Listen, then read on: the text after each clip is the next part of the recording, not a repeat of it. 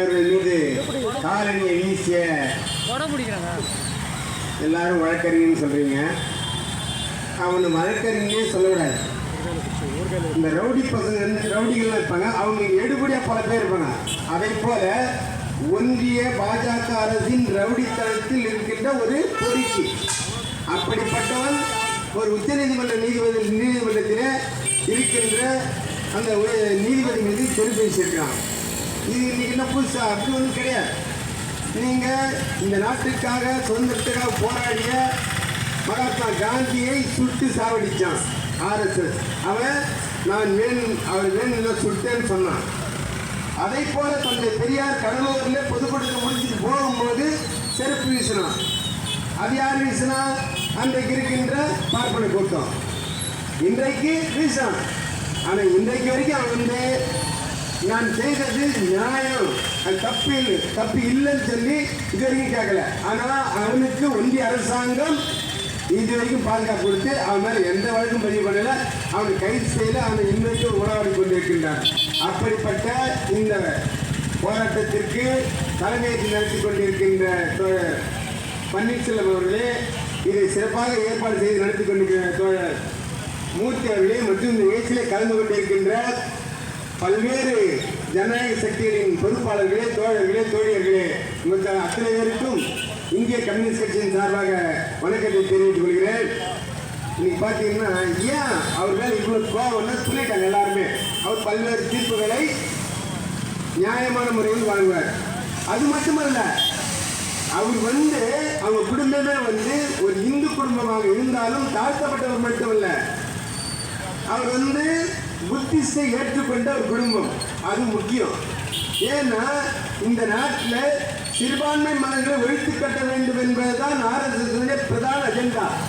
அப்படி அந்த அஜெண்டாவின் அடிப்படையில் பார்த்தா இன்றைக்கு இருக்கிற ஒன்றிய அரசாங்கம் இஸ்லாமியர்களை கொண்டு வைக்க வேண்டும், கிறிஸ்தவர்களை கொண்டு வைக்க வேண்டும். அடுத்தது பார்த்தீங்கன்னா புத்தர்களை ஏற்றுக்கொண்ட பௌத்தத்தையும் சீக்கியங்களையும் இப்படி சிறுபான்மை மதங்களை யாரெல்லாம் பின்பற்றுகிறார்கள் அவர்களையெல்லாம் ஒழிக்க வேண்டும். அதுதான் இன்றைக்கு இருக்கிற இந்த ராக்கேஷ் என்ற ஒரு பொறிக்கை செய்திருக்கிறான். ஆகவே அதை பற்றி நாம் கவலைப்படக்கூடாது. ஏன்னு கேட்டால் இந்த நாட்டில் பாதுகாப்பு அமைச்சராக இருந்த பாபு ஜெகஜீவன் ராம் ஒரு உத்தரப்பிரதேசத்தில் ஒரு கோயிலில் போய் அந்த கோயில் கும்பாபிஷேகம் செய்கிறாங்க. கும்பாபிஷேகமா அவர் தான் கும்பாபிஷேகம் செய்கிறார். ஆனால் முடிஞ்சு போன பிறகு அன்றைக்கே அவர் போன பிறகு தீட்டு ஆகிடுச்சு அப்படின்னு சொல்லி பாப்பானுங்க எல்லாம் ஒன்று சேர்ந்து அந்த கோயிலை தீட்டு கழிச்சாங்க. அப்படிப்பட்ட நாடு. ஏன்னு கேட்டா எந்த ஒரு தாழ்த்தப்பட்டவும் எந்த ஒரு உயர் பதவிக்கும் வந்துடக்கூடாது. அப்படி வந்தா அவர் எப்படியெல்லாம் நாம் இன்னைக்கு ஒதுக்கி தள்ளலாம், இல்லைன்னா வரவிடாது என்ன செய்யணும், அந்ததை தொடர்ந்து காரணமாக செய்திருக்காங்க. இன்றைக்கும் செய்து கொண்டிருக்கின்றார்கள். அதைத்தான் இன்றைக்கு இந்த நிகழ்வு நீங்கள் நல்லா சிந்திக்க பார்க்கணும். நம்முடைய தமிழ்நாடு பார் கவுன்சில் அதில் வழக்கறிஞர்கள்லாம் சேர்ந்துட்டு இனிமே நாம் மயிலாடுன்னு சொன்ன வெள்ளக்காரன் சொன்னதை இனிமே நம்ம உச்சரிக்கக்கூடாது. நம்ம இனிமே அதை தவிர்த்து விடணும். நம்ம வழக்கு பண்ணுற மாதிரி சொல்லிட்டு போகலாமே, மயிலாடு எந்த நீதிபதியும் சொல்லக்கூடாது அப்படின்னு சொல்கிறாங்க எல்லா வழக்கறிஞர்களும். ஆனால் எல்லாரும் சொன்னாங்க, ஒரே ஒரு அம்மையார் மட்டும் இருந்து இல்லை அது இப்போ தேவையில்லை, இன்னும் கொஞ்ச நாள் இருக்கட்டும். என்னங்க நீங்கள் தந்தை பெரியாருடைய கொள்கையை ஏற்றுக்கொண்டவர்கள், நீங்கள் முற்போக்கா இருப்பீங்க பார்த்தா இப்படி பிற்போக்கா இருக்கிறீங்களே அப்படின்னு கேட்டாங்க. அந்த அம்மா சொன்னாங்க, இப்போதான் கொஞ்சம் கொஞ்சமாக பிற்படுத்தப்பட்டவர்களும் மிகவும் பிற்படுத்தப்பட்டவர்களும் தாழ்த்தப்பட்ட பட்டியலிருந்து அந்த உயர் பதவிக்கு வர்றாங்க. இவங்கெல்லாம் அவங்களே கொஞ்ச நாள் சொல்லிட்டு மயில் ஆடுங்க என்னப்பா போடுது அப்படின்னு சொன்னவங்க நம்முடைய திராவிட கழகத்தில் பணியாற்றுகின்ற அம்மையார் அன்பொழி அவர்கள். அப்படித்தான் நம்ம எடுத்துக்கணும். இவங்க காலகாலமாக செய்துக்கிட்டே இருப்பாங்க. நாம் எந்த சூழ்நிலையும் இப்படிப்பட்ட வன்மங்களை எதிர்கொள்வதாக தான் நம்ம இருக்க வேண்டுமே தவிர இதுக்காக நம்ம சோர்ந்து போய்விடக்கூடாது. அதனால் இன்றைக்கு இருக்கிற மோடி அரசாங்கம் ஒரு பாசிச அரசாங்கம், மதவெறி பிடித்த அரசாங்கம். குறிப்பாக இந்துத்துவாவை யாரெல்லாம் எதிர்க்கிறார்களோ அவர்களெல்லாம் அழித்தொழிக்க வேண்டும் என்ற ஒரு கங்கணம் கட்டிக்கொண்டு செயல்படுகின்ற பாஜக ஒன்றிய அரசாங்கம்.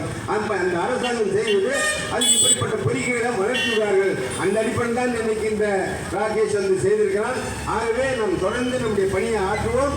இப்படி யாரெல்லாம் அடித்தட்டு மக்களுக்கும் உழைப்பாளி மக்களுக்கும் தாழ்த்தப்பட்ட மக்களுக்கும் மிகவும் பிற்பட்ட மக்களும் எவனெல்லாம் துரோகம் செய்கின்றானோ எவனெல்லாம் எதிர்க்கின்றானோ அவர்களெல்லாம் நம் அடையாளம் கண்டு இனிமேல் இப்படிப்பட்ட நிகழ்வு நடக்காமல் இருக்க நாம் ஒன்றுபட்டு போராட வேண்டும் என்று வாய்ப்புக்கு நன்றி கூட விடைபெறுகிறேன். நன்றி. அன்பு தம்பி, மறக்காம சர்ப்ரைஸ் பண்ணுங்க. தேங்க்யூ.